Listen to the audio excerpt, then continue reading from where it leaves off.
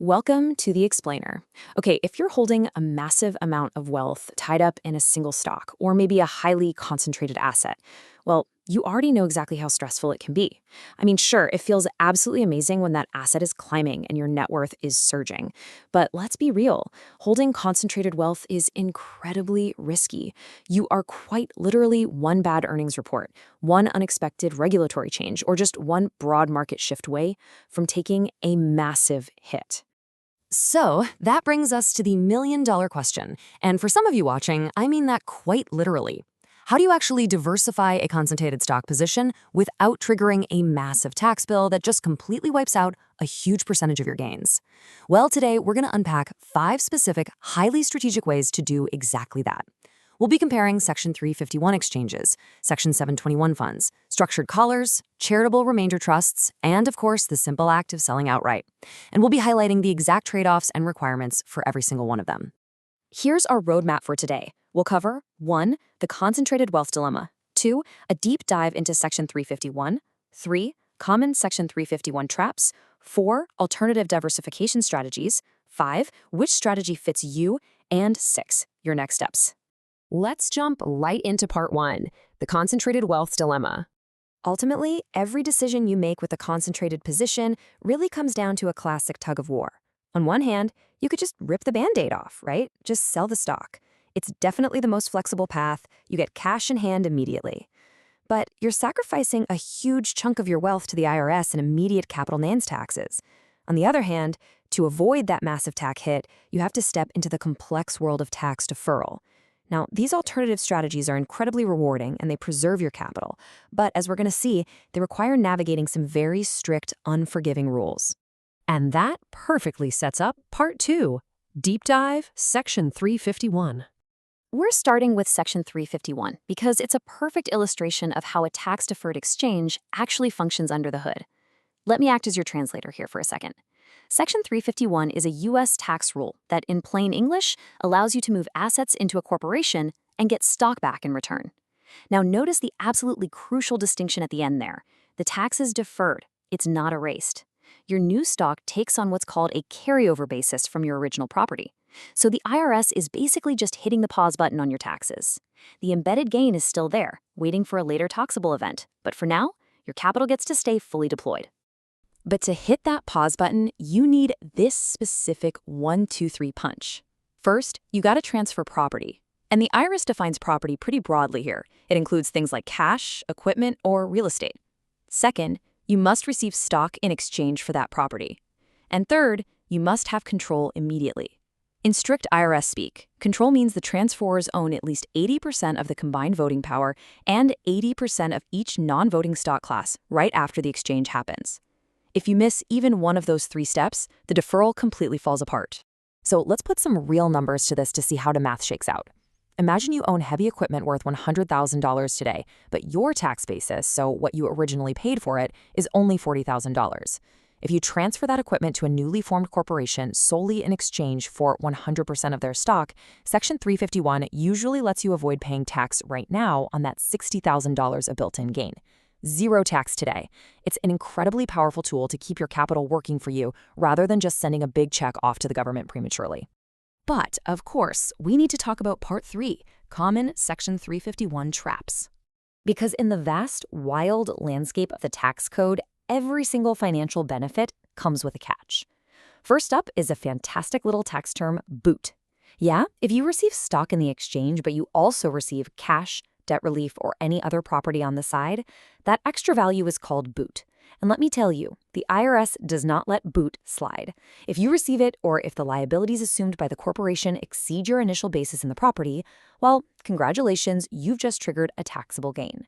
It is alarmingly easy to accidentally trigger taxes if you aren't carefully monitoring the exact structure of your transfer. Here's another trap that catches a lot of people off guard. Services do not count as property. If you're putting in sweat equity, maybe some consulting, or providing any kind of service in exchange for stock, you cannot use the 351 deferral. The IRS views that simply as taxable compensation. You're going to be taxed on the value of those shares immediately at standard income rates. That completely defeats the purpose of trying to do a tax-deferred exchange in the first place. Okay, moving right along to part 4, alternative diversification strategies. Section 351 is a great tool, especially if you're incorporating a business. But let's zoom out. To evaluate the rest of the menu, we really have to look through a specific lens, weighing the tax impact against liquidity and acknowledging the key trade-offs. Guys, there is no magic bullet when you're dealing with concentrated stock. Every single path requires giving something up, and understanding that specific framework is how you make the right strategic choice for your wealth. Let's compare two heavily utilized yet vastly different alternatives. First, the Section 721 Exchange Fund. This strategy defers your taxes by pooling your shares with shares from other investors into a partnership. You get instant diversification without triggering capital gains. Sounds great, right? But the trade-off is massive illiquidity. You are basically locking your money in a vault for a minimum of 7 years, and entry is strictly restricted to accredited investors. Now, contrast that with a charitable remainder trust, or CRT. A CRT offers an immediate upfront tax deduction and actually pays you an ongoing income stream over time. But the catch here is permanent. It's an irrevocable transfer. That means your principal ultimately goes to charity, not your heirs. You get the income and the tax benefits, but you lose the underlying asset forever. If those trade-offs feel a bit too steep, you've got two more alternatives. You could implement a structured collar. This allows you to keep your position and use options to hedge your downside risk. It acts like an insurance policy, letting you sleep at night if the market dips. However, the catch here is that a collar artificially caps your upside potential, and it doesn't actually diversify your assets. You're still holding that single stock. Finally, there's the simplest option of all: sell and pay tax. You get 100% immediate liquidity, allowing you to reinvest anywhere instantly, but you absorb the absolute highest tax cost. It's the ultimate flexibility for sure, but at a premium price that permanently reduces your total investable capital. So, that brings us to part 5. Which strategy fits you? Let's take all these rules and trade-offs and actually map them onto real-world investor profiles. If you have a massive position in a single stock, you're an accredited investor, and you can comfortably wait 7 years without needing that cash, the Section 721 Exchange Fund fits you perfectly. But what if you have a basket of stocks? Well, as long as it meets the IRS 2550 diversification test, meaning no single asset is more than 25% of the portfolio and your top 5 don't exceed 50%, a Section 351 exchange is your ideal tool. Now, what if you simply want to keep the stock because you believe in the company, but you just want to sleep better at night knowing you won't get wiped out? Use the structured collar. Do you have deep charitable intent, no need to pass the principal to heirs, and want a steady income stream? That's exactly what the CRT is built for. And if you just need the capital right now, say to buy a house or fund a business, and you want the absolute simplest, most direct path, you just have to sell and pay the tax. And finally, part 6, your next steps. You know the framework now, but executing this requires absolute precision and collaboration with your financial and tax advisors. Before you make a move, this checklist is non-negotiable. You need every single ticker and its current market value. But even more importantly, you need the granular data, the exact cost basis per lot, and your specific acquisition dates to determine long-term versus short-term gains. Are you an insider at the company? You gotta know your blackout period so you don't violate SEC rules. Remember that 721 fund we just talked about? You can't even get in the door unless you have accredited status, meaning $200K in annual income or $1 million net worth excluding your primary home. And finally, you have to be brutally honest with yourself about your strict liquidity timelines and your long-term estate planning horizons.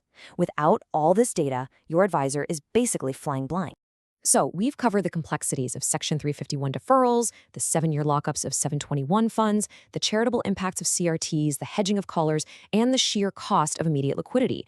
You now have the roadmap. You know the strategies, the strict IRS requirements, and the distinct trade-offs for each path. So looking at your own portfolio, what's your next move? Talk to your advisor, run the numbers, and take control of your concentrated wealth. Thanks for learning with us today on The Explainer.